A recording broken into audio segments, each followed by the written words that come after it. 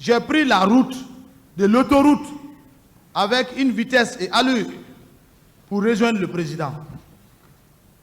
Monsieur le Président, ce n'est pas la première fois que le président Dadis pouvait sortir sans nous tenir informés. C'est lui qui a créé tout ça. Parce qu'un président, si tu dois sortir, il faut des services de reconnaissance sur le terrain, et qui te donnent les renseignements qui viennent à la recherche à base de cette information que tu peux bouger d'un point A à un point B. Mais lui, ça vient dans sa tête seulement. Mamadou Ba à côté, c'est fini. Maintenant vous entendez maintenant, il est tel, dans tel coin. Vous êtes obligé de quitter le lieu pour le rejoindre. La preuve est que le jour où le président sénégalais, M. Abdoulaye Wade, l'ex-président du Sénégal, était venu à Conakry, c'est dans un taliki que M. Toumba fit être informé. On était d'ailleurs de retour de Koya. Il fallait vite rejoindre le palais du peuple, car le président avait déjà bougé pour le palais du peuple. Avec cette allure, j'ai fait un accident. C'était mon premier accident. Heureusement, j'étais seul dans une petite voiture qui a fait 2 fois acrobate. J'ai entendu en sous-sous, lui, il est mort. Mais c'est Dieu qui protège. Le commandant Toumba a garé sa voiture et il est venu en courant vers moi. Et il m'a vu sortir nonchalamment et doucement dans la voiture. Le seul mot que le commandant Toumba m'a dit: Marcel, tu as quel secret? J'ai répondu: toi aussi. Mon commandant, tu ne sais pas que je suis un Thomas? Je suis un héritier d'un grand guerrier. Mon grand-père, il m'a dit: ah, laisse ça, laisse tomber, monte, on va aller, vite. On doit rejoindre le palais.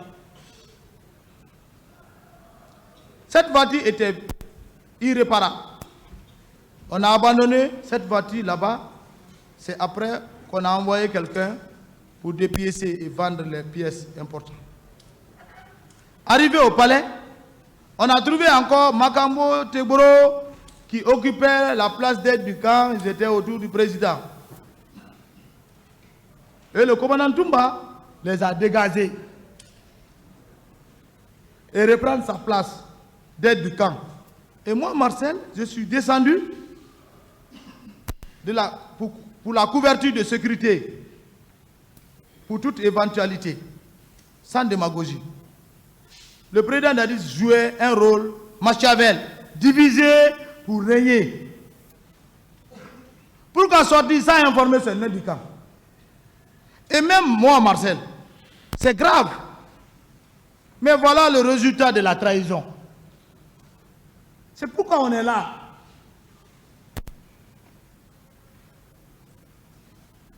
Même à Bambeto, c'est une vérité. Parce que les gens vont dire: ah, il a le papier. C'est moi qui ai écrit.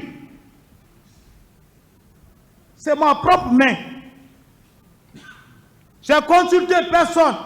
Que personne ne dise: ah, il l'a consulté, il est allé, on lui a... Le commandant Toumba, lui, me connaît. Le colonel Pivi, il me connaît. Le président Dadis, il me connaît. Le colonel Tegboro me connaît. Ils connaissent qu'est-ce qu'il y a dans ma tête. Je suis un homme très calme. Si je vais parler, je vais parler. Si je ne vais rien dire, je te regarde. Quand tu finis, je te mets sur l'autre.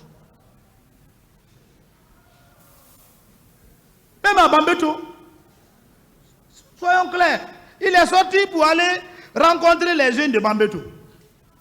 Bambeto, un président, tu dois sortir comme ça, Faou. Bambeto cause Amdalaï.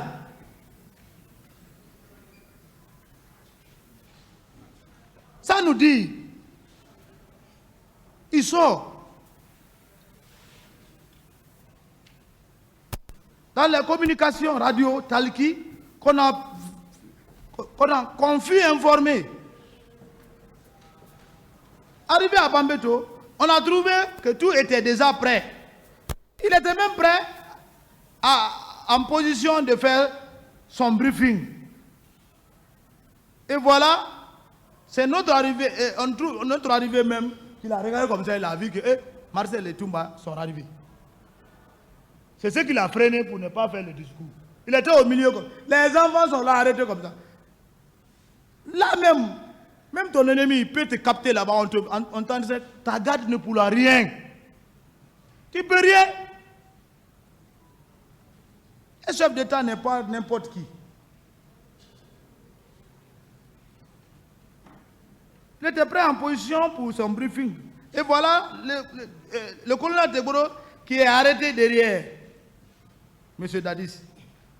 Le commandant Toumbarek lui a dissuadé avec stratégie. Et moi, Marcel, je suis allé devant, m'arrêter devant. Lui, entre les jeunes et lui. Toumba, lui, il est derrière.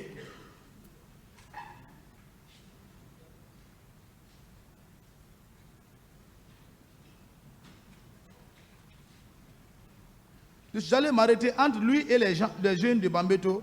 En vérité, le lieu était suspect. Mais les jeunes ont écouté son discours, il a fini, et tout est passé très bien. Et on a dégagé le coin. C'était la joie, parce qu'il a promis tout ce qu'il fallait, la transition, comment il a tenu un discours quand même loyal. Et on s'est retourné au cas Alpha.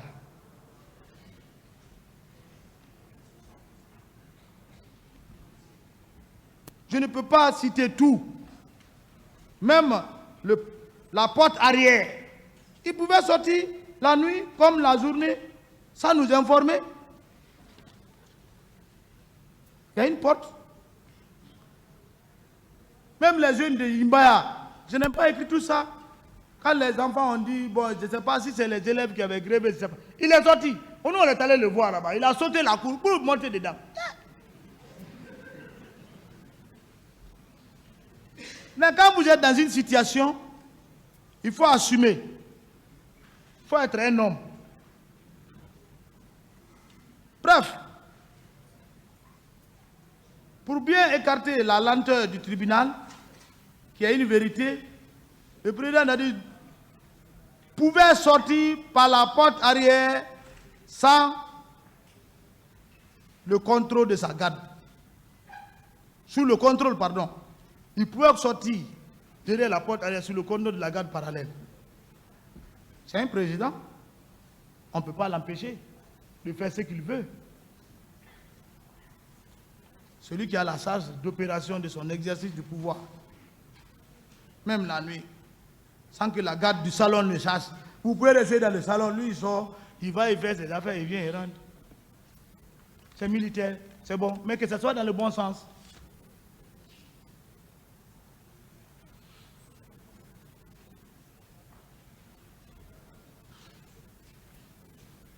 Mais moi, Marcel, qui n'a pas de poste, je vais dire quoi dans ça?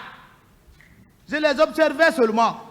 C'est le président Dadis qui s'est trahi lui-même, divisé pour régner et nous écarter, surtout moi, Marcel. Le président Dadis a fait que mes enfants sont tous grandis derrière moi. Étant en prison, sans secours, pendant tout ce temps, je ne mens pas sur lui. Il est là assis et son cœur lui parle. Même le commandant du salon, Escobar, ne sait pas comment le président Dadis est sorti. Je sais. Parce qu'il est habitué. Mais comme je n'étais pas en ce moment à la présidence, il viendra expliquer lui-même ce qu'il a vécu et vu. Si le tribunal lui permet. Parce que si vous voyez que je dis cela, car je n'ai pas vu au stade aucun membre de la garde présidentielle. Je dis bien. Parce que ce que les gens veulent entendre, Marcel n'est pas au stade. Je répète que je n'ai pas vu un élément de la garde présidentielle au stade que j'ai pu pouvoir reconnaître. Ah, Parce que quand tu vois Sékou, tu vas dire, ah, Sékou, tu es là.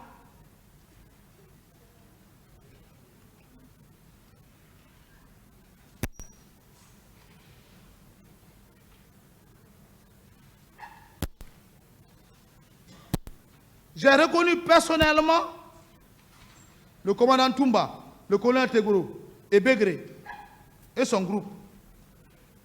J'ai vu rentrer en vitesse au stade Begré, je l'ai vu.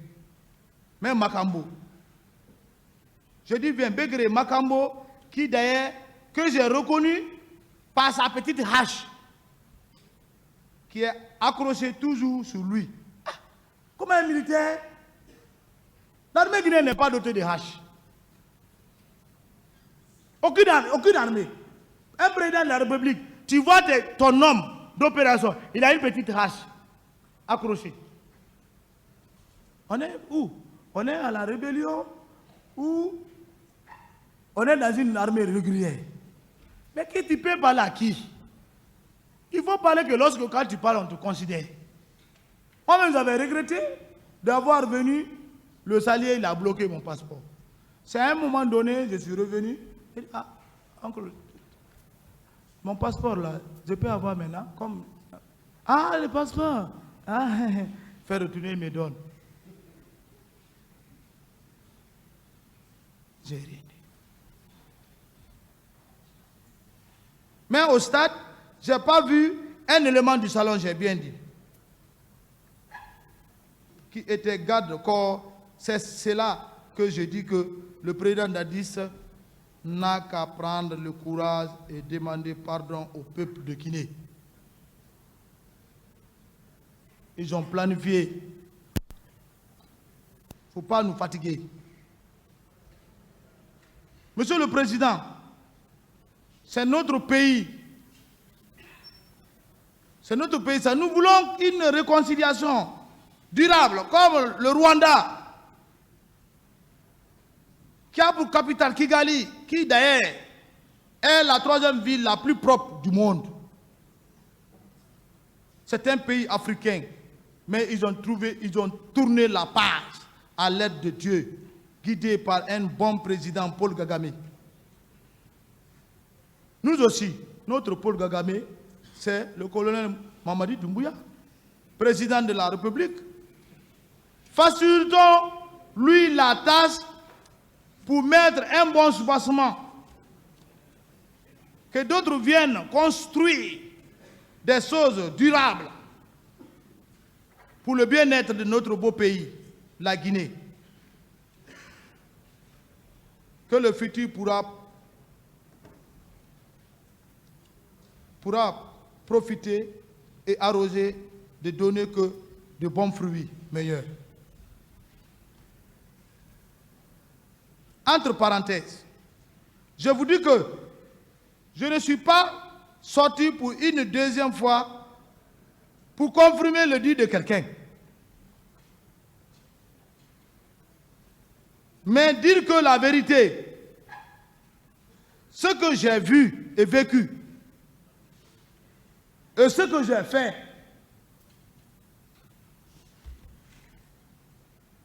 c'était le début du pouvoir. Il n'y avait pas de moyens de déplacement logistique pour maîtriser certains coins.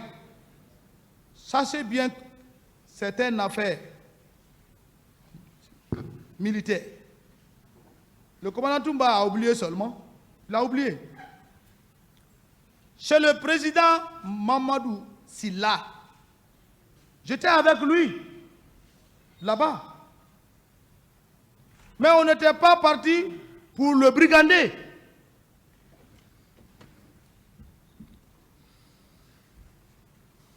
C'était pour qu'il nous donne quelques voitures ou pick-up pour faciliter notre plan de sécurité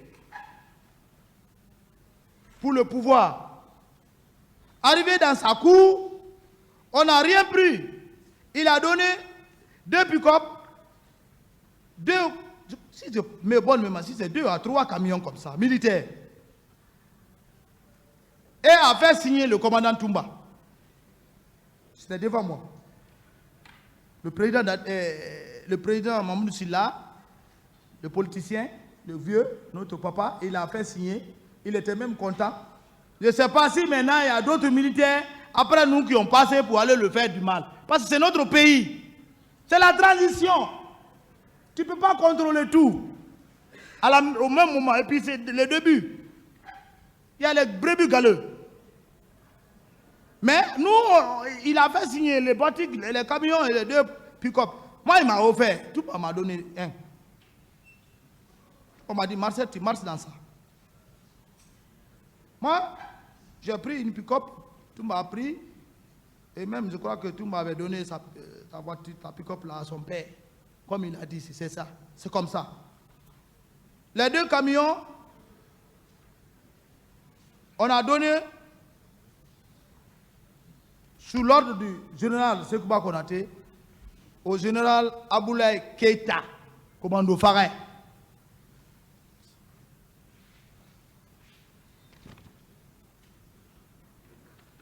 Et on a garé tous les 2 camions là à Bata pour rendre compte au ministre de la Défense à l'époque, le général Sekouba Konaté. Parce que c'était des camions militaires. Quand M. Sylla a vu que c'est les camions militaires, comme il était ami au feu général Lansana Conté avant, je ne sais pas comment les camions militaires là, nouveaux étaient garés là. Donc il a livré ça, il dit, hey, ça, en bon sous, envoyez ça là. Ça c'est pour vous. Mais les 2 là, je vous donne ça. Il fait signer le commandant Touma. C'est comme ça que c'est passé. Je ne sais pas maintenant s'il y a d'autres militaires qui sont venus après nous pour venir faire les pillages chez lui. Mais à ma présence, non. Ce n'était pas, il n'y a pas eu de pillage.